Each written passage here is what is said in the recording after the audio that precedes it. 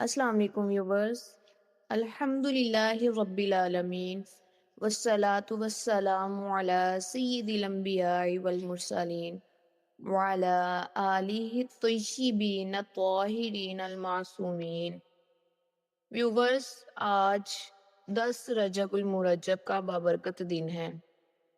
وہ دن جس دن اہل بیت کے آسمان پر علم کا ایک ننھا مگر روشن سورج طلوع ہوا۔ امام محمد بن علی علیہ السلام،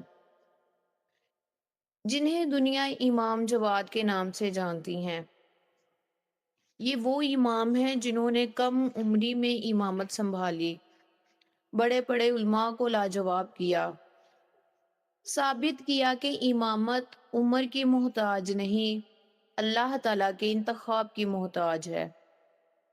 امام جواد علیہ السلام کا نسب اور تعارف: آپ کا نام محمد، لقب الجواد التقی، کنیت ابو جعفر ثانی، والد امام علی رضا علیہ السلام اور والدہ سیدہ صبیکہ علیہما السلام، جنہیں ہجران بھی کہتے ہیں، نہایت متقی و پاکیزہ خاتون تھیں۔ آپ کی ولادت 10 رجب 195 ہجری میں ہوئی۔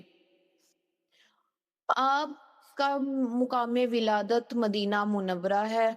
نبی کریم خاتم النبیین صلی اللہ تعالیٰ علیہ وآلہ وسلم نے فرمایا، حسین علیہ السلام کی نسل سے 9 امام پیدا ہوں گے، 9واں قائم ہوں گے، جو 9ویں امام ہوں گے وہ قائم ہوں گے۔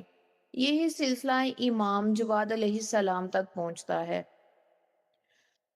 جب امام رضا علیہ السلام کی شہادت ہوئی، امام جواد علیہ السلام کی عمر صرف 8 سال تھی۔ لوگوں نے سوال اٹھایا، اتنے کم عمر بچے امام کیسے ہو سکتے ہیں؟ یہی وہ مقام تھا جہاں اللہ تعالیٰ نے اپنے دین کو امام جواد علیہ السلام کے ذریعے بلند فرمایا۔ قرآن مجید نے یاد دلایا، وَآتَيْنَاهُ الْحُكْمَ صَبِيًّا، کہ بے شک ہم نے یحییٰ علیہ السلام کو بچپن میں ہی حکمت عطا کی۔ عباسی خلیفہ مامون نے چاہا کہ امام جواد علیہ السلام کو علمی طور پر کمزور ثابت کرے۔ یحییٰ بن اقسم نے سوال کیا، اگر کوئی احرام میں شکار کرے تو کیا حکم ہے؟ امام جواد علیہ السلام نے فرمایا، کیا شکار حرم میں تھا یا باہر، جان بوجھ کر تھا یا غلطی سے، آزاد تھا یا غلام، دن میں یا رات کو؟ یحییٰ بن اقسم خاموش ہو گیا۔ یہ لمحہ تھا جب دربار خلافت میں امامت کو سچائی ثابت ہوئی۔ امام جواد علیہ السلام فرماتے ہیں کہ مومن کا شرف اس کے اخلاق میں ہے۔ آپ کی خصوصیات: علم میں گہرائی، حلم و بردباری، سخاوت، اسی لیے آپ کو لقب الجواد عطا کیا گیا۔ ایک شخص آیا، سوال کیا، امام علیہ السلام نے فرمایا کہ اللہ پر بھروسہ کرو، جو اللہ سے مانگتا ہے وہ محروم نہیں رہتا۔ آپ راتوں کو طویل سجدے فرماتے، قرآن سے آپ کو خاص انس تھا، ہر عمل میں اخلاص تھا۔ امام فرماتے تھے کہ خاموشی عبادت ہے اگر اس میں غور و فکر ہو۔ اہل خانہ اور ازدواجی زندگی کے بارے میں اب دیکھتے ہیں کہ مامون نے اپنی بیٹی ام الفضل کا نکاح امام علیہ السلام سے کیا، مگر سیاسی سازشیں جاری رہیں۔ امام نے ہر ظلم کو صبر سے برداشت کیا، دین پر کوئی سمجھوتا نہ کیا۔ آج کے دور کے لیے، نوجوانوں کے لیے میرا پیغام ہے کہ امام جواد علیہ السلام کم عمری میں امام بنے، مگر کردار میں پہاڑ تھے۔ عمر نہیں، نیت نہیں دیکھی جاتی، علم حاصل کرو، حق پر ڈٹ جاؤ۔ معتصم عباسی کے دور میں آپ کو زہر دیا گیا، آپ کی عمر صرف 25 سال تھی، لیکن جسم ختم ہو سکتا ہے، کردار نہیں۔ تو سوال پیدا ہوتا ہے کہ امام محمد تقی، امام جواد علیہ السلام کو زہر کس نے اور کیوں دیا؟ عباسی خلیفہ معتصم باللہ کے دور میں امام جواد علیہ السلام کو زہر دیا گیا۔ زیادہ تر مستند شیعہ و تاریخی روایات کے مطابق امام کی زوجہ ام الفضل بنت مامون نے معتصم کے اشارے، دباؤ یا سازش کے تحت امام کو زہر دیا۔ یہ بات مختلف کتب میں ملتی ہے۔ علی ارشاد شیخ مفید کی کتاب ہے، اعلام الورا، بہار الانور۔ تو امام جواد علیہ السلام بہت کم عمر تھے، مگر بڑے بڑے علماء اور قاضیوں کو لاجواب کر دیتے تھے۔ یہ بات عباسی حکومت کے لیے خطرہ تھی۔ ایک مشہور واقعہ، چوری کے مسئلے پر امام جواد علیہ السلام نے ایسا شرعی حکم دیا جس سے معتصم کے قاضی غلط ثابت ہو گئے۔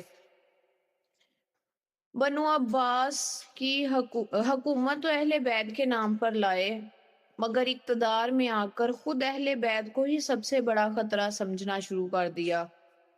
امام جواد علیہ السلام کے بیٹے امام علی نقی، امام ہادی لوگوں میں مقبول ہو رہے تھے۔ یہ چیز خلافت کے لیے ناقابل برداشت تھی۔ سن 220 ہجری میں آپ کو 25 سال کی عمر میں شہید کر دیا گیا۔ آپ کو امام موسیٰ کاظم علیہ السلام کے ساتھ مدفن کیا گیا۔ تو اس ویڈیو کا اختتام میں اس دعا سے کرتی ہوں کہ اللہ ہمیں امام جواد علیہ السلام کے علم سے حصہ عطا فرما، ہمارے بچوں کو دین کا نور عطا فرما، ہمیں اہل بیت کا سچا غلام بنا۔ اے اللہ، یا رب محمد وآل محمد صلی اللہ تعالی علیہ وآلہ وسلم، تو وہ رب ہے جس نے کربلا میں 6 ماہ کے بچے کو بھی باطل کے مقابل کھڑا کر دیا۔ اے اللہ، ہمیں دنیا کی اولاد نہیں، ہمیں حق کی اولاد عطا فرما۔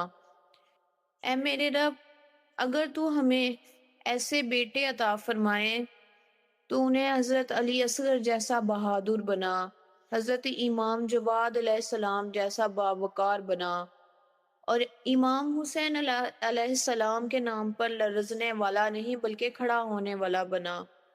اے اللہ، ہمارے بچوں کے دلوں میں قرآن کو اتار دے، اہل بیت کی محبت کو اس کی پہچان بنا۔